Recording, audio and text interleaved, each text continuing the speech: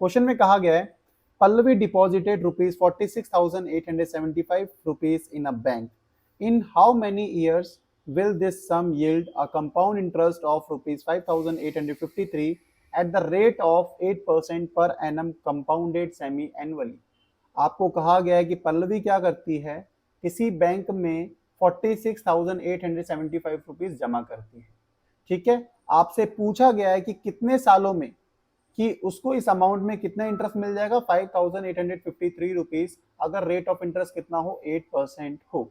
आपको time period बताना है कि कितने सालों में इतना इंटरेस्ट उसे मिलेगा. सबसे पहले कितने रुपए जमा करती है, वही आपका प्रिंसिपल होगा. कितने करती है 46,875 रुपीज. और कंपाउंड इंटरेस्ट कितना मिलता है उसको, कितना मिलता है 5,853 रुपीज. किस रेट ऑफ इंटरेस्ट से, 8%. कितने सालों में मिलेगा, यही हमें फाइंड करना है. तो बच्चों कंपाउंड इंटरेस्ट का फॉर्मूला तो आप सबको पता ही होगा, क्या होता है, अमाउंट माइनस प्रिंसिपल. यहाँ पे कंपाउंड इंटरेस्ट पता है, प्रिंसिपल भी पता है, तो हम अमाउंट फाइंड कर लेंगे इस फॉर्मूले की हेल्प से. तो अमाउंट इक्वल टू क्या होगा, माइनस प्रिंसिपल है, लेफ्ट साइड लेके जाएंगे तो क्या होगा, कंपाउंड इंटरेस्ट प्लस प्रिंसिपल. इसका मतलब अमाउंट क्या आ गया आपके पास, अमाउंट इक्वल टू होता है कंपाउंड इंटरेस्ट प्लस प्रिंसिपल, यही होता है. कंपाउंड इंटरेस्ट कितना था 5853, प्रिंसिपल इज 46875. इन दोनों को अगर हम ऐड कर देते हैं तो कितना आएगा आपके पास 52728, 52,728 रुपीज आपका अमाउंट आ गया है. और एक चीज याद रखो, यहाँ इंटरेस्ट इज कंपाउंडेड क्या हो रहा है, सेमी एनुअली. तो अमाउंट का कौन सा फॉर्मूला यहाँ पे हम यूज करेंगे, वो होगा अमाउंट का formula, amount equals to principal within bracket में 1 plus R upon 2 into 100 within bracket close की पावर क्या होगा 2n. इतनी सी बात समझ में आ गई आपको.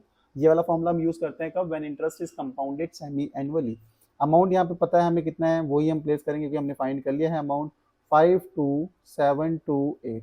ये इसलिए तो फाइंड किया था ताकि हम यहाँ पे प्लेस कर सकें. इक्वल्स टू प्रिंसिपल कितने हैं 46,875 रुपीज इंटू ब्रैकेट में 1 plus R rate of interest is 8% upon 2 into 100 bracket close की पावर 2n.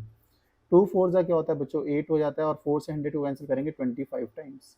और यहाँ पे देखो 46875 मल्टीप्लाई में है, तो साइड चेंज करके क्या कर देंगे हम, यहाँ पे क्या होगा लेफ्ट साइड में डिवाइड में आ जाएगा. तो 52728 divided by 46875 equals to within bracket में 1 plus 1 upon 25 bracket close power 2.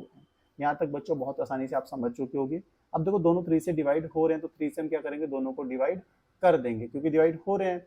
देखो 3 से कितने टाइम जाएगा, 3 1 जा 3, क्लियर हो गया. 22 3 7 जा 21, फिर 17 कितना होगा 7 3 5 जा 15, 22 3 7 जा 21, 18 3 6 जा 18. इसको कैंसिल करते हैं तो क्या होगा, देखो 3 1 जा 3, 16 3 5 जा 15, 18 3 6 जा 18, 3 2 जा 6, 3 5 जा 15. यहाँ तक हमने बहुत ही आसानी के साथ कर दिया. अब आगे बढ़ते हैं. 17576 डिवाइडेड बाय 15625 इक्वल्स, यहाँ क्रॉस करेंगे कितना आ जाएगा बच्चों 25 प्लस 1 अपॉन 25, क्रॉस मल्टीप्लाई कर दिया पावर 2n. ये किसका क्यूब होता है 17576, ये होता है 26 का क्यूब, और 15625 25 का क्यूब होता है. लिख दिया हमने इसको इक्वल्स टू, ये हो जाएगा 26 अपॉन 25 की होल पावर 2n. इसे भी एक साथ लिख सकते हैं 26 अपॉन 25 की पावर 3. ये दोनों की पावर सेम है 26 अपॉन 25. अब यहाँ देखो अगर बेस सेम है, दोनों के बेस क्या है सेम है, तो पावर क्या होती है इक्वल होती है. ये आप लिख भी सकते हो कि अगर बेस सेम होते हैं तो पावर क्या होती है इक्वल्स होती है. इसका मतलब 3 इक्वल्स टू क्या आ गया आपके पास 2n आ गया. अब ये 2 मल्टीप्लाई में साइड चेंज करके क्या होगा, डिवाइड में 3/2 इक्वल्स टू n. इसका मतलब n की वैल्यू आ गई 3/2. या आप कह सकते हो इसे मिक्स फ्रैक्शन में 1 होल 1/2 ईयर्स. यही तो आपको बताना था, 3/2 ईयर्स या 1 होल 1/2 ईयर्स लगेंगे, या आप कह सकते हो 1.5 साल लगेगा इस अमाउंट को इतना इंटरेस्ट लगने में. तो यही आपको फाइंड करना था. होप आपको ये क्वेश्चन समझ में आया होगा. अगर समझ में आया तो वीडियो को लाइक, चैनल को सब्सक्राइब करना, भर भर के कमेंट करना. मिलते हैं नेक्स्ट वीडियो में नेक्स्ट क्वेश्चन के साथ. Bye bye, good night, take care.